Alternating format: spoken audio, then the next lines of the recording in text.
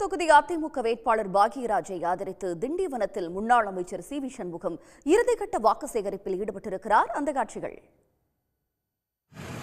முதல்ல மோடி பிரதமரா இருக்கிறாரான்னு பாரு, அதுக்கப்புறம் பாரதிய ஜனதால இருக்கிறாரான்னு பாரு.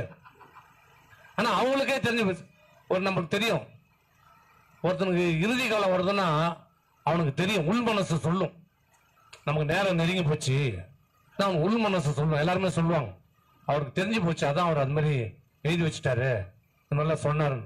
அது மாதிரிதான் பாரதிய ஜனதா கட்சிக்கு அவருடைய இறுதி காலம் தெரிஞ்சு போச்சு. அதனால்தான் இந்த ரோட் ஷோ நடத்துறாங்க. அது ரோட் ஷோவா? அது பாரதிய ஜனதாவோட இறுதி யாத்திரை. அந்த வண்டி அலங்காரம் பாத்தீங்களா?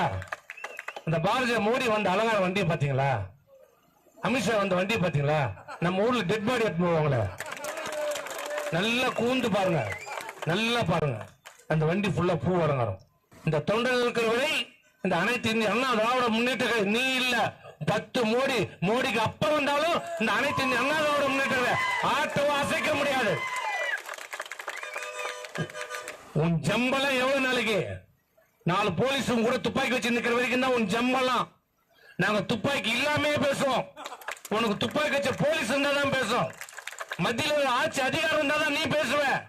நாங்கள் ஆட்சியில் இருந்தாலும் பேசுவோம், ஆட்சியில் இல்லை என்றாலும் பேசுவோம்.